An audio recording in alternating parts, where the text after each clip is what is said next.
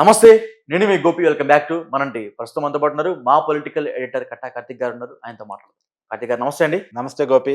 Sir మనం చూసుకోవచ్చు చిరంజీవి గారు గతంలో ప్రజారాజ్యం పార్టీ పెట్టినప్పుడు 2009లో బీభత్సమైన జనం అయితే జనసందోహం అయితే ఆయన మీటింగ్‌లకు రావడం జరిగింది.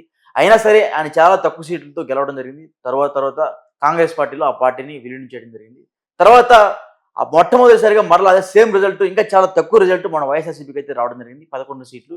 సో ఈ 11 సీట్లు కూడా ఇప్పుడు సేమ్ సీన్ రిపీట్ అయ్యే విధంగా ఈ వైఎస్ఆర్‌సీపీ కూడా కాంగ్రెస్ పార్టీలో కలుస్తున్నట్టయితే పెద్ద ఎత్తున వార్తలు కూడా రావడం జరుగుతుంది.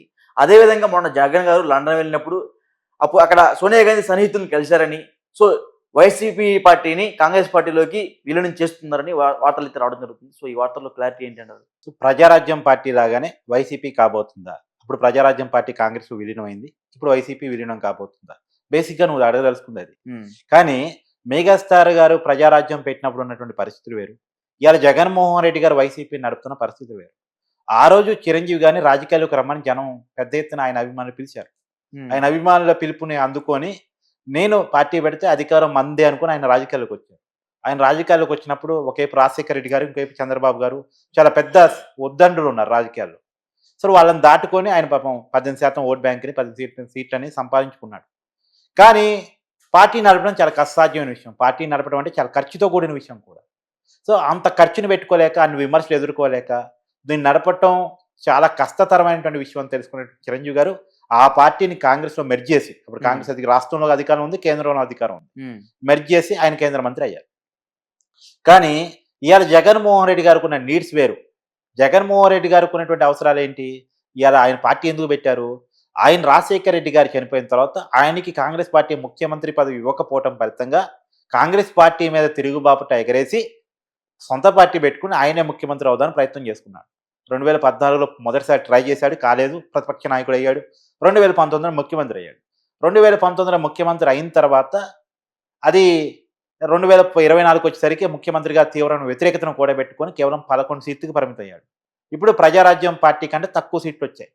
ఒకప్పుడు 2009లో ప్రజారాజ్యానికి వచ్చిన సీట్ల కంటే మొన్న ఎన్నికల వైసీపీకి వచ్చిన సీట్లు తక్కువ. ఓట్ల శాతం మాత్రం ఎక్కువే. అయితే ఇప్పుడు జగన్మోహన్ రెడ్డి పార్టీని ఉంచుతాడా? ఏదైనా పార్టీలో మెరిట్ చేస్తాడా? నిజానికి జగన్మోహన్ రెడ్డికి పార్టీని బతికించుకోవడం అనేటువంటిది అవసరం. అధికారం అనేటువంటిది అత్యవసరం. ఎందుకు? ఆయన సంపాదించుకున్న ఆస్తులు రక్షించుకోవాలి అంటే, ఆయన కొత్తగా సంపాదించుకోవాలి అంటే, ఉన్న కేసుల నుంచి పరిరక్షించబడాలి అంటే ఆయనకి పార్టీ, ఎమ్మెల్యేలు, ఎంపీలు ఈ సంఖ్య అవసరం ఆయనకి. అధికారం ఉంటే కొత్తగా సంపాదించుకుంటాడు. అధికారం లేకపోతే ఎమ్మెల్యేలు, ఎంపీలని బేరం పెట్టేసి నాకు ఇంతమంది రాజ్యసభలో ఉన్నారు, నేను బీజేపీ మీకు ప్రతి బిల్లో సపోర్ట్ చేస్తాను, నాకు ఈడీ కేసులు, సిబిఐ కేసులు ఉన్నాయి, నన్ను రక్షించండి అని వేడుకుంటాడు. గత 10 సంవత్సరాలుగా నడుస్తుంది అదే కదా. గత 10 సంవత్సరాలుగా ఆయనకున్న ఎంపీల ద్వారా, అంటే లోక్సభ, రాజ్యసభ సభ్యుల ద్వారా బీజేపీతో బేరాలు కుదుర్చుకొని కేంద్రంలో అన్ని విషయాల్లో బీజేపీకి సపోర్ట్ చేసి, నిజానికి బీజేపీ ఆలోచన విధానం వేరు, జగన్మోహన్ రెడ్డి పార్టీ ఆలోచన విధానం వేరు. జగన్మోహన్ రెడ్డి పార్టీ పునాదులైన ఎక్కడివి? కాంగ్రెస్వి. కాంగ్రెస్ ఓట్ బ్యాంకే కదా వైసీపీది.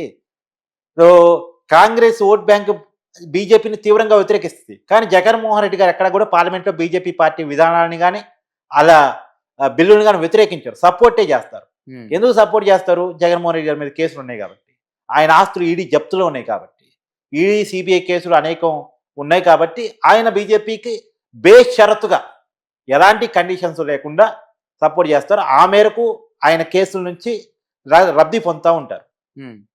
ఆయనకి కావాల్సిన లబ్ధల్లా కేసులు ముందుకు వెళ్లకుండా ఉంటాం, ఆయన అరెస్ట్ చేయకుండా ఉంటాం, ఆస్తులు కాపాడుకునేలా, పరిరక్షించేలా ఉంటాం. కాబట్టి ఆ లబ్ధిని పొందుతూనే ఉన్నాడు. ఈ దేశంలో కానీ ఈ ప్రపంచంలో కానీ 12 సంవత్సరాలుగా 22 సిబిఈడి కేసులు బెయిల్లో ఉన్న వాళ్ళు ఎవరైనా ఉన్నారా? ఈ దేశంలో ఇంకెవరైనా ఉన్నారా? ఎవరికి సాధ్యం కాదు. జగన్మోహన్ రెడ్డికి మాత్రం సాధ్యం. జగన్మోహన్ రెడ్డికి సాధ్యం కావడానికి కారణం ఏంటి? ఆ పార్టీకి ఎమ్మెల్యేలు, ఎంపీలు ఉంటాం. ఆ పార్టీ లాబింగ్ చేసుకునే పరిస్థితిలో మొన్నటిదాకా ఉంటాం. కాకపోతే ఇవాళ దురదృష్టం కొద్దీ లాబింగ్ చేసుకునే పరిస్థితిలో కూడా వైసీపీ లేదు.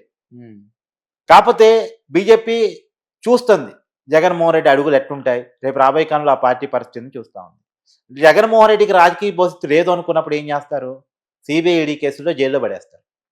ఉన్నటువంటి ఆస్తులను ఈడీ జప్తు చేసుకుంటారు. కాబట్టి వీరంత వరకు పార్టీని బతికించుకొని ఎక్కువ మంది ఎంపీలు, ఎక్కువ మంది ఎమ్మెల్యేలు గెలుచుకోవడం కోసం జగన్ తీవ్రమైన ప్రయత్నం చేస్తారు. రాజకీయ సన్యాసం తీసుకోవటం వల్ల జగన్మోహన్ రెడ్డి ఇబ్బందుల్లో పడటం తప్ప ఏమీ ఉండదు. కాబట్టి రాజకీయ సన్యాసం తీసుకోలేడు. అప్పుడు చిరంజీవి గారికి ఆస్తుల రక్షణ కేసులు ఇవన్నీ ఇబ్బందులు లేవు కాబట్టి సరిపోయింది. ఓకే. కానీ జగన్మోహన్ రెడ్డి గారికి ఇబ్బందులు ఉన్నాయి. జగన్మోహన్ రెడ్డి తీసిపోయి కాంగ్రెస్ లో కలిపాడు అనుకో పార్టీని, బీజేపీ ఇంకొద్దిగా ఇబ్బంది పెట్టింది. కాబట్టి కాంగ్రెస్ దేశంలో అధికారం లేదు కదా ఇప్పుడు. అవును. అప్పుడు కాంగ్రెస్ కేంద్రంలో రాష్ట్రంలో అధికారం ఉంది కాబట్టి చిరంజీవి గారికి ఈజీ అయింది. ఇప్పుడు ప్రతిపక్ష పార్టీగా ఉన్నటువంటి కాంగ్రెస్ పార్టీలో తీసిపోయి మెర్జ్ చేశాడు అనుకో, కేంద్రం చేతిలో సిబిఐడి ఉంది కాబట్టి జగన్మోహన్ రెడ్డి ఇమీడియట్లీ జైలుకి వెళ్ళిపోతాడు. కాబట్టి ఆ పని ఇప్పుడు చేయలేడు.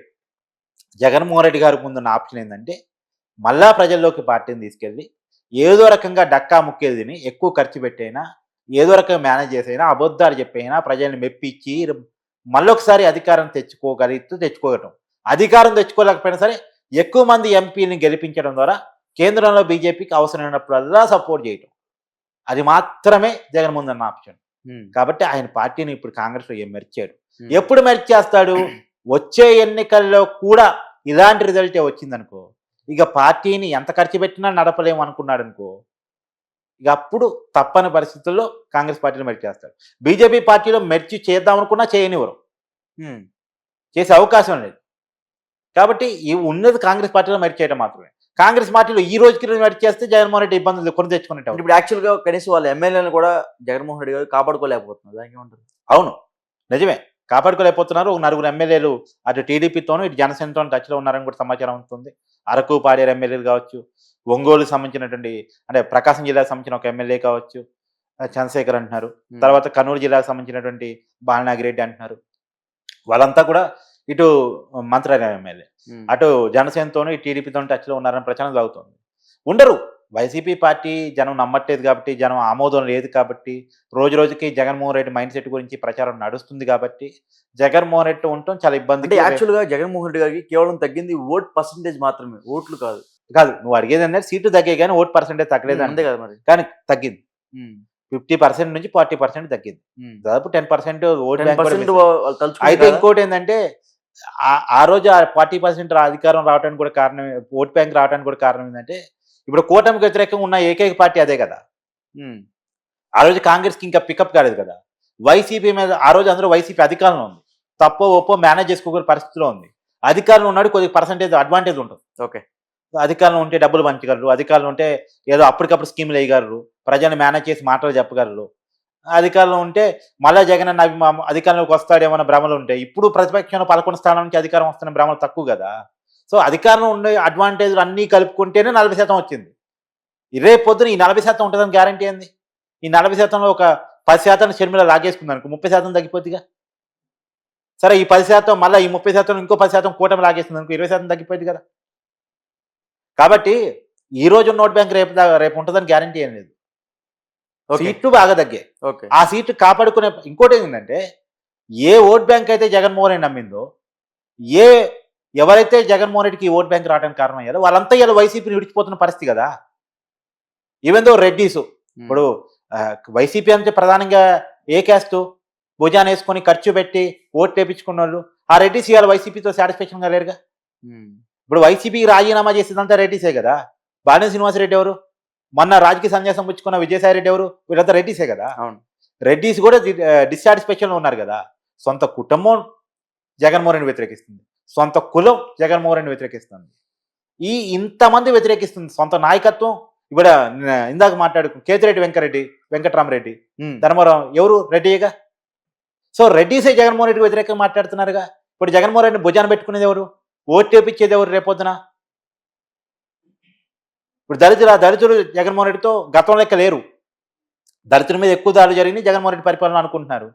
ఓకే, దళిత ఓట్ బ్యాంక్ లేదు, ఇంకోవైపు ఏమో రెడ్డి ఓట్ బ్యాంక్ లేదు, పన్నింగ్ చేయగల కెపాసిటీ ఉన్నటువంటి ఓట్ బ్యాంక్ లేదు. ఓకే, సో అన్ని రకాలుగా జగన్మోహన్ రెడ్డికి రాజకీయంగా ఇబ్బందులే కనపడుతున్నాయి.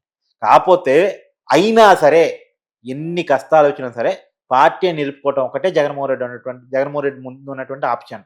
ఎందుకు? కేసులు ఉన్నాయి, తర్వాత ఆస్తులు ఉన్నాయి. ఈ ఆస్తులు కాపాడుకోవాలన్నా, కేసులు కాపాడుకోవాలన్నా పార్టీని ముందుకు తీసుకెళ్ళటం మాత్రం మళ్ళా జైలుకు పోయినా సరే, మళ్ళా ఇబ్బందులు పడ్డా సరే, మళ్ళా డబ్బులు పెట్టైనా సరే పార్టీని బతికించుకోవడం ముందున్న ఆప్షను. వచ్చే ఎన్నికల్లో కూడా ఇప్పుడున్న ఓటమి లాంటి ఓటమి వస్తే అప్పుడు ఆలోచిస్తాడు పార్టీ మెర్జ్ చేసే విషయం గురించి. ఓకే రైట్, థ్యాంక్ యూ అండి. Thank you.